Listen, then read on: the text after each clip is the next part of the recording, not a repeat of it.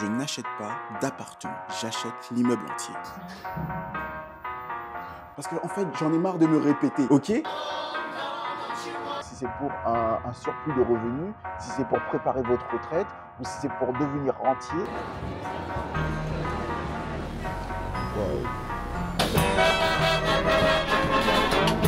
Et c'est comme ça qu'on va commencer le nouveau vlog de Quick Invest, épisode 2, je pense.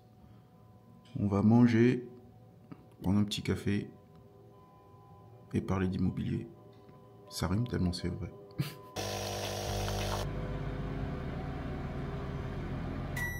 Ok la team, donc là, cette vidéo va essentiellement parler des 20 questions qu'on me pose très souvent depuis que je fais de l'immobilier, que ce soit mon entourage, c'est-à-dire ma famille, mes amis, des collègues ou des connaissances même, ou des gens même qui commencent à me voir par rapport au peu de vidéos que j'ai postées sur le sujet sur mes réseaux. Déjà, je souhaite bonne fête à tous. J'espère que vous allez passer de très bonnes fêtes auprès de vos proches. Et au programme, je vais aller voir un bien. Malheureusement, ça a été annulé. C'est les aléas des investisseurs. L'agent avait un impératif. Je vais reprendre rendez-vous dans un futur proche, j'espère, parce que c'est un bien assez rentable que j'aimerais acquérir encore. Je me suis dit, bon, on va joindre l'utile à l'agréable.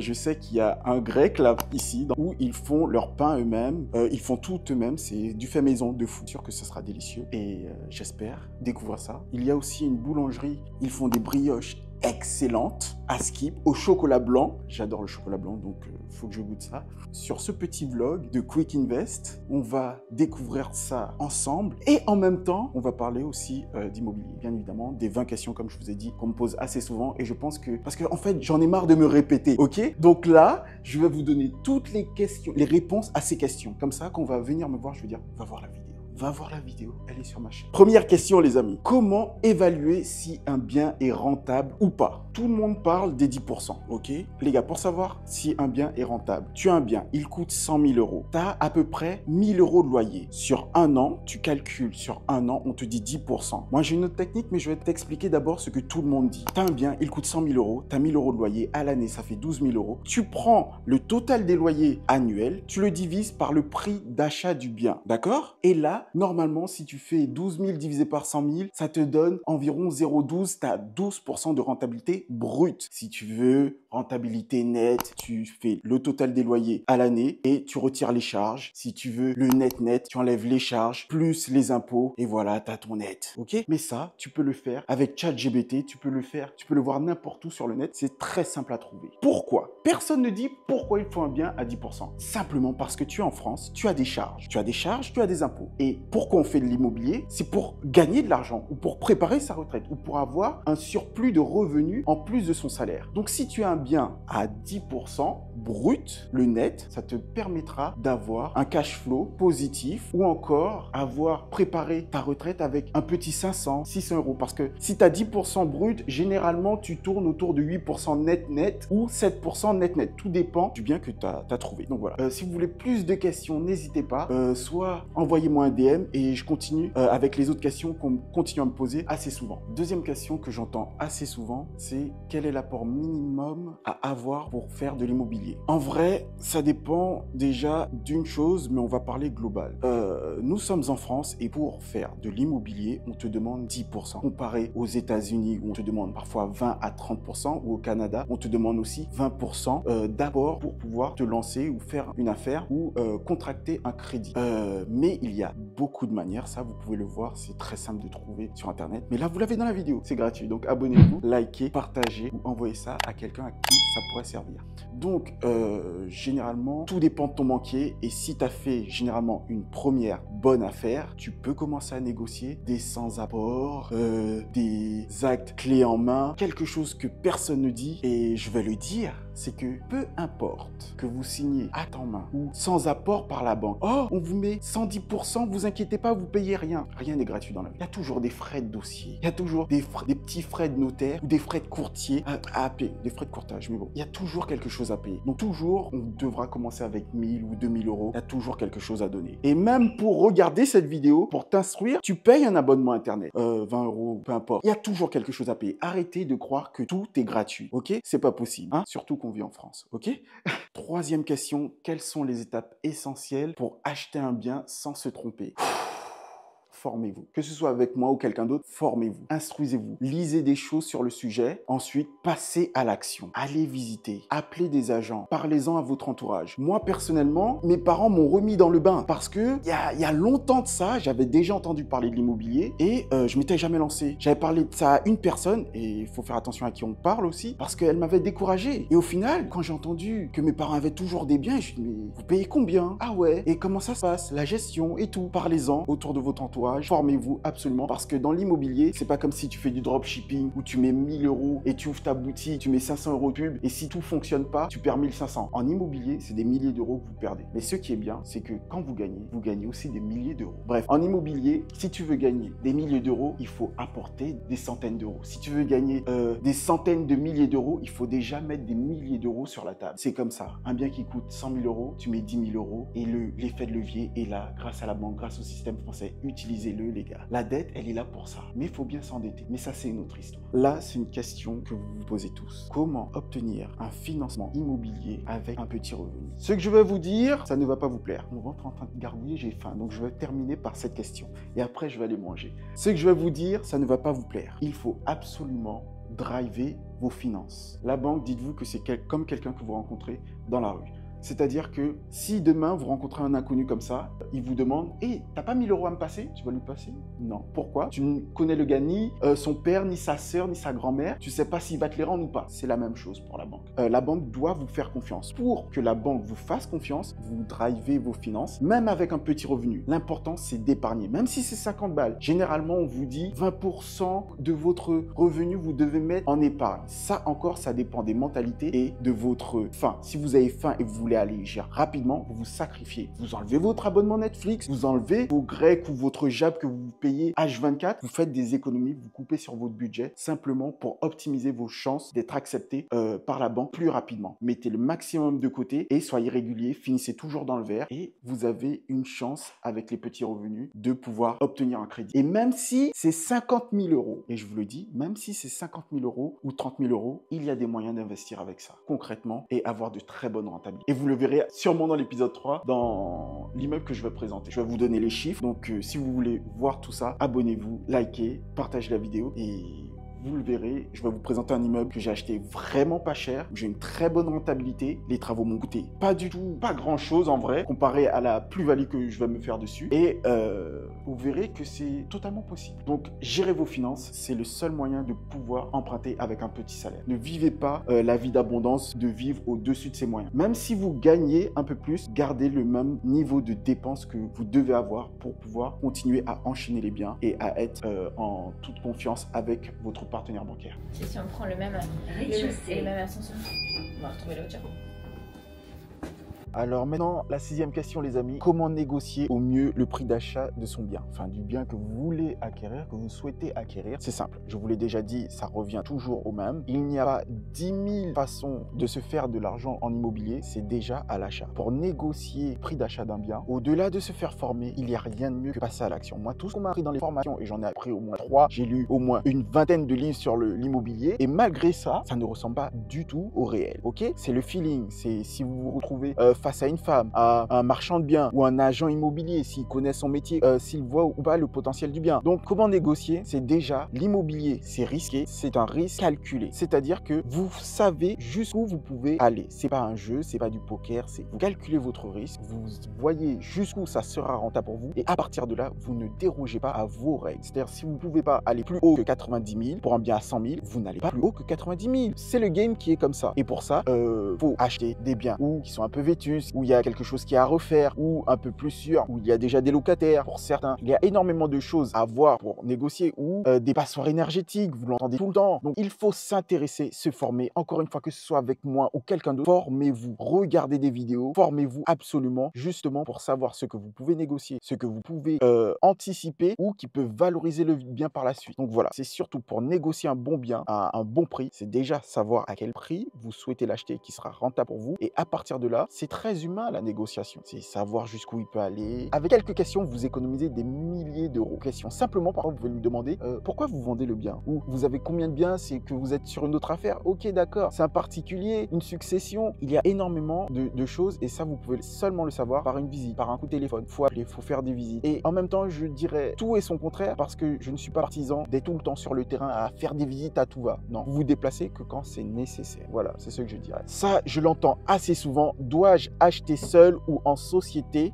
SCI, Alias ou Alière, c'est pas grave. Les amis, quand vous investissez, vous commencez, je veux rien savoir de ce que vous entendez sur les réseaux. Là, je vous le dis, c'est la réalité. Vous investissez en nom propre. C'est plus simple pour le banquier. La SCI, il y a de la comptabilité. Il faut forcément un expert comptable qui suit votre comptabilité sur un an. Ça coûte de l'argent. Donc, la création de la société, la gestion du compte de la société, ça coûte de l'argent. Et surtout, ce qu'on ne vous dit pas, c'est qu'en nom propre, vous pouvez emprunter pour de l'investissement locatif sur 20 ans. En SCI, c'est sur 15 ans. Même avec un différé, ça fait 16, 17 ans. C'est toujours plus onéreux. Si vous êtes débutant, ne faites pas d'SCI. Et je sais de quoi je parle. Moi, j'ai investi en nom propre et en SCI. Commencez en nom propre. Faites 1, 2, 3 affaires, si vous le souhaitez, en nom propre, qu'elles soient rentables. Et vous avez assez d'argent avec les actifs des premières affaires en nom propre pour pouvoir vous lancer en SCI et commencer à faire de l'optimisation fiscale. Mais tranquille, c'est pas l'objectif. Quelles sont les erreurs courantes à éviter lors d'un premier achat immobilier? Erreur que je vois souvent, même si vous vous formez, ça c'est la réalité, vous allez quand même faire des erreurs. Mauvaise évaluation des travaux, surprise durant les travaux, le chantier, le vendeur qui change au dernier moment, qui passe d'un compromis de vente à une promesse de vente, ça va engendrer des frais que vous n'avez pas prévus, que vous devrez sortir tout de suite et non dans une semaine ou dans 2 mois, simplement pour éviter au maximum ces frais-là. Et c'est pour ça que je commence à faire des vidéos et à partager ce que j'ai vécu, parce que comparé à la plupart, je ne suis pas à Dubaï à vous donner les conseils. Je suis salarié comme vous. J'investis moi-même à l'heure actuelle en pleine crise. Mon premier bien, c'était en 2023, septembre 2023, le 22 septembre 2023, où on est soi-disant en pleine crise, hausse des taux, tout ce que vous voulez. Et ce bien me rapporte 2900 et quelques par mois. Ce que je vous partage, c'est du vécu et c'est du concret, ce qui se passe à l'heure actuelle. Et sachez que les erreurs les plus courantes, et j'en ai fait et je vais continuer à en faire, mais c'est comme ça qu'on apprend, c'est en passant à l'action. Mais surtout, pour éviter tout ça, formez-vous et instruisez-vous sur le sujet absolument. En vous instruisant, en lisant des choses sur le sujet, en ayant quelqu'un qui est déjà passé par là, que vous allez faire le moins d'erreurs possible. Ça va vous limiter et vous allez sauver des milliers d'euros. Comment calculer la rentabilité nette d'un investissement locatif? Alors ça, c'est très simple. C'est la même chose que la rentabilité brute, sauf que vous prenez du coup, vous avez un loyer à 1 000 euros par mois. Vous prenez la totalité des loyers annuels, c'est-à-dire 12 000 euros. Vous enlevez les charges, ces loyers, TOM, la taxe d'ordures ménagères, la taxe foncière aussi, l'électricité des parties communes et tout, toutes les charges en gros. Et vous divisez encore par le prix d'achat. Et le prix d'achat qui comprend aussi les travaux. Le prix que vous allez obtenir, vous le multipliez par 100 et ça va vous donner le pourcentage net de votre investissement locatif. Question très importante, qu'est-ce que le cash flow positif et pourquoi il est essentiel? On ne fait pas de l'investissement locatif pour le plaisir.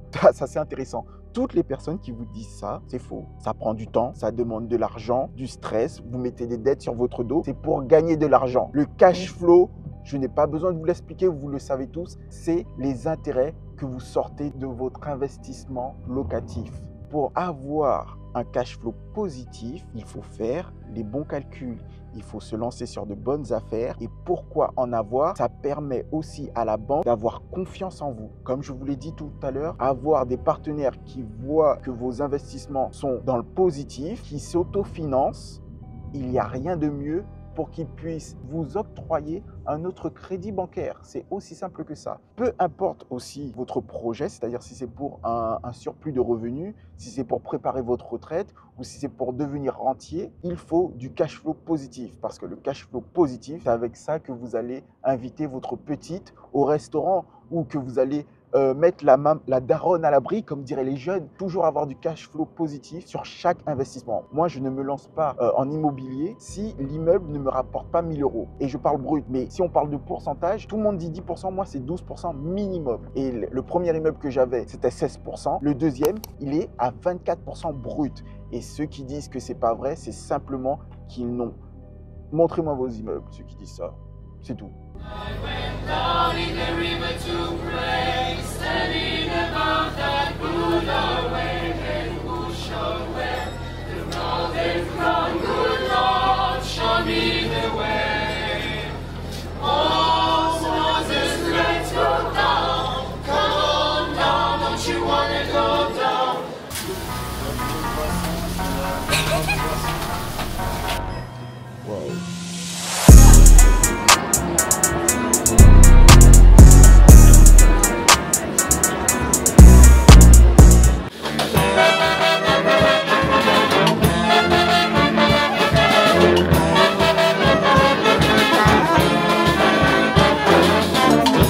me pose aussi souvent, faut-il privilégier un prêt à taux fixe qu'un prêt à taux variable? Nous avons la chance d'être en France. En France, toute la durée du prêt, c'est pas un prêt à la consommation. Les prêts d'investissement immobilier, nous pouvons les avoir à un taux fixe, qui est un taux où tout le monde pense qu'il est énorme, mais le taux fixe permet de gérer et calculer correctement les futures charges et la rentabilité de son bien. Donc forcément, il est plus logique de prendre un prêt à taux fixe. Aux États-Unis ou au Canada, ils ont des prêts à taux variables, et d'ailleurs c'est ce qui a causé la crise en 2008 des subprimes, où les gens avaient parfois une traite de 1000 $ et le mois d'après le taux changeait et ils avaient une traite de 15 000 $. Choisissez toujours un prêt à taux fixe. Aux États-Unis, encore une petite différence, c'est que eux, souvent les investisseurs, ils peuvent faire des prêts dans les premières années à taux fixe sur 4 à 5 ans et après, ils passent forcément à un taux variable. C'est inévitable là-bas. En France, on a la chance de pouvoir avoir des prêts toujours à taux fixe.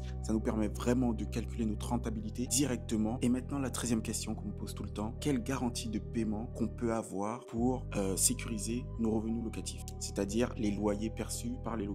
C'est la GLI, c'est la garantie des loyers impayés. On peut l'avoir en souscrivant au prêt bancaire auprès de certaines banques. On peut aussi avoir une garantie proposée par notre gouvernement qui est la garantie Visale. C'est facile de l'avoir. Vous avez un tas de sites, de forums, même de vidéos YouTube qui montrent comment l'obtenir. C'est souvent les deux garanties qu'on peut avoir. Et si vous faites aussi passer la gestion de vos appartements et de vos biens par une agence, les agences aussi proposent cette assurance de loyer impayé. Par contre, si c'est avec une agence, n'oubliez pas, vous devez quand même payer ce service et ça va prendre 8 à 15% du prix du loyer pour la gestion justement du bien en lui-même et aussi de tous les aléas qui pourraient subvenir pour les locataires. La 4e question, les amis, quels travaux qui augmentent le plus la valeur du bien? C'est très simple. Souvent, on entend parler de homestaging. C'est tu fais une petite peinture, tu refais les sols, tu mets des luminaires corrects, tu refais un coup de fraîche dans la salle de bain, dans la cuisine et ça fait un petit coup de cœur et souvent ça passe crème. Souvent, tu peux aussi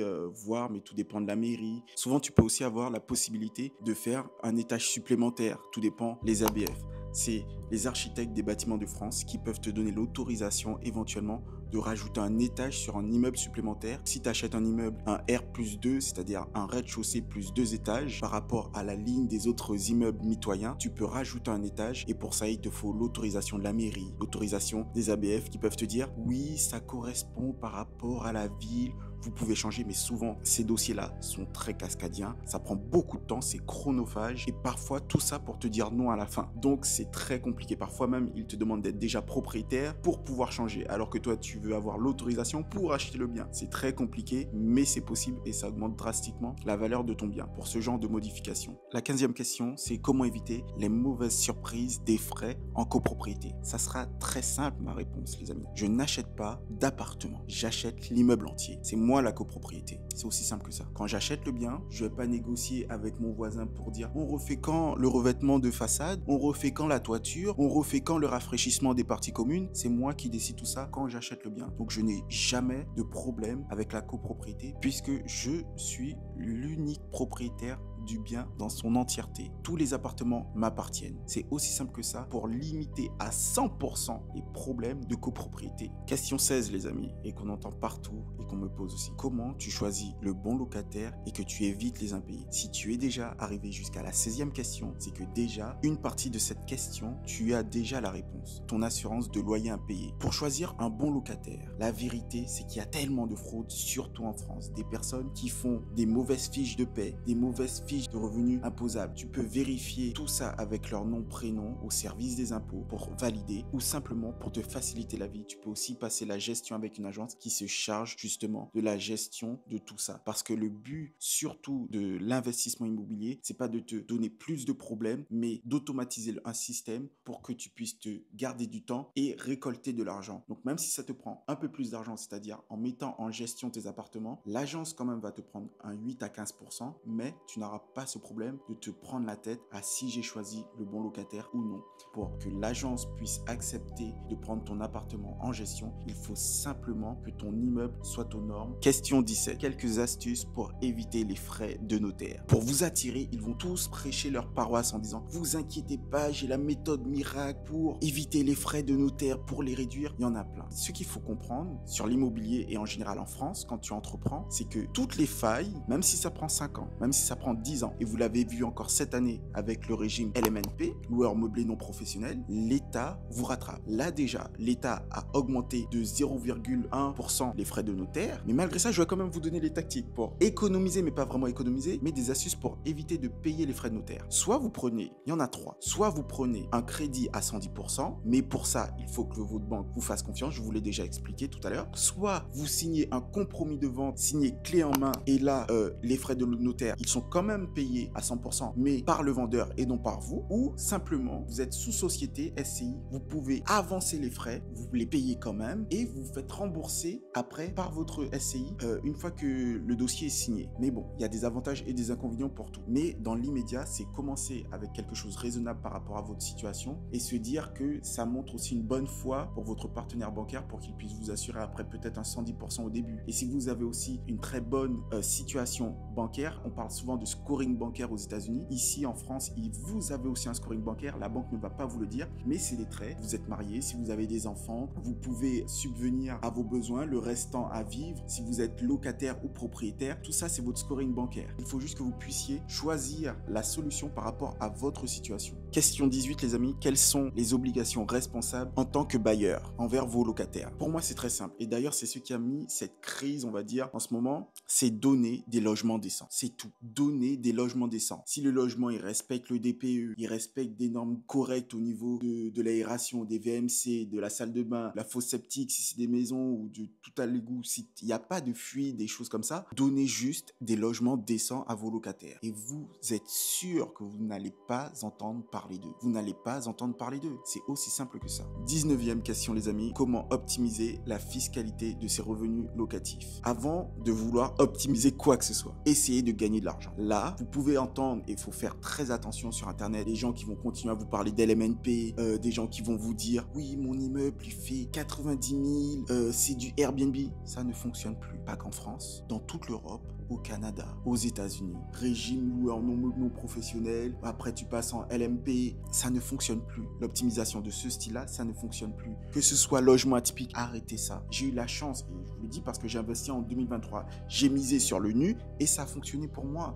Simplement parce que je ne me suis pas fait fracasser par le changement de l'État. Comme je vous l'ai dit tout à l'heure, s'il y a une faille dans le système, l'État va, à un moment donné ou un autre, régulariser tout ça. Et c'est ce qui est en train de se passer. Donc simplement, avant de vouloir optimiser votre fiscalité, déjà, faites de l'argent. Et le premier moyen de faire de l'argent, encore une fois, en immobilier, c'est simplement à l'achat. Vous achetez en dessous du prix du marché, vous achetez avec des rénovations, et les rénovations sont déductibles. On s'en fout totalement du taux donné par votre partenaire bancaire parce que ça aussi, c'est déductible. Ok?